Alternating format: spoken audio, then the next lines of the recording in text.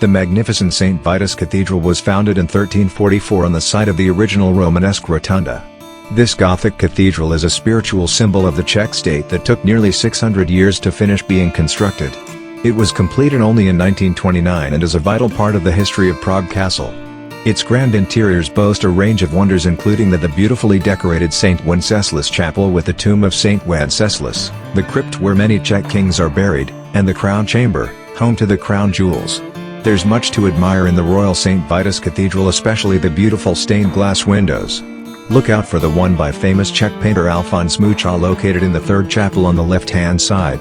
The interior of the cathedral is home to wonders such as the stunningly decorated St. Wenceslas Chapel with the tomb of St. Wenceslas, the crypt where Czech kings are buried, and the crown chamber, where the crown jewels are kept. St. Vitus Cathedral also contains the silver sarcophagus of St. John of Nepomuk, which is the heaviest of its kind in the Czech Republic. The Great South Tower of the cathedral was built in the late 14th century. It was later reconstructed in the 16th and 18th centuries. The tower holds the largest bell in the Czech Republic, called Zikmund. At the center of the cathedral you will also get to view 8 heavily gilded statues of Czech patron saints. The construction of the present-day Gothic cathedral started on November 21, 1344. King John of Bohemia laid the foundation stone for the new building, and construction later continued under the reign of Charles IV. Matthew of Arras and Peter Parler were the two architects who worked on the construction of St. Vitus Cathedral in Prague Castle. Construction had to be stopped when a new king, Charles's son Wenceslas IV, came to power. When the Hussite War broke out in 1419, St. Vitus Cathedral stood unfinished for almost 600 years. The war and a fire heavily damaged parts of the cathedral and its furnishings. Only in the latter half of the 19th century was the construction complete in a neo-Gothic style. In 1844, Václav Pesina along with neo-Gothic architect Josef Kroner presented a program for the renovation and completion of the cathedral at a gathering of German architects in Prague. The church was solemnly consecrated in 1929 at the time of St. Wenceslas's Jubilee. Despite the western half having many neo-Gothic elements, during the restoration, many of Peter Parler's designs were used to give it a unified look. In 1954, a government decree placed the whole of Prague Castle into ownership of all Czechoslovak people and into the administration of the President's office. St. Vitus Cathedral continues to remain as one of the important ecclesiastical buildings in the Czech Republic. The St. Vitus Cathedral has had a major influence on the development of late Gothic-style elements in Central Europe. Members of the Parler family designed numerous buildings across Central Europe and also in the Czech Republic.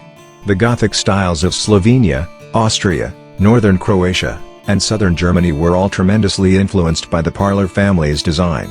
The late Gothic of Central Europe is characterized by ornate vaulting, which was originally started by Parler in his development of the vaulting system for the choir of St. Vitus Cathedral.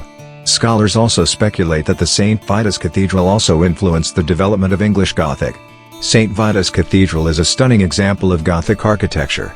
Its interiors are filled with exquisite architecture that makes it a must-see attraction for any visitor. Inside the cathedral, you will see stained glass windows, intricately carved wooden doors, and several other marvels of design and decor. St. Wenceslas Chapel is a highlight of the interiors of the cathedral.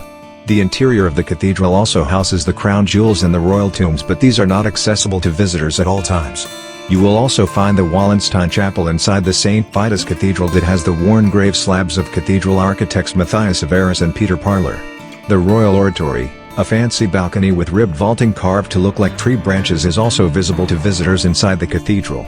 The choir window, the Schwarzenberg Chapel, the Chapel of the Holy Sepulchre and the Chapel of Virgin Mary are marvelously designed and are must-see attractions within the interior of the cathedral. St. Wenceslas Chapel is a cult center of St. Vitus Cathedral. Its magnificent decoration and the different conception of its architecture emphasize its singularity as the central point of the cathedral with the tomb of the most important Czech patron saint.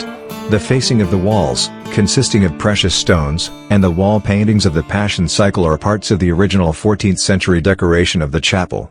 The scenes from the life of St. Wenceslas forming another decorative band are attributed to the workshop of the master of the Litomneritz altar. The cycle dates back to 1509. The door in the southwestern corner of the chapel leads to the crown chamber in which the Bohemian coronation jewels are kept.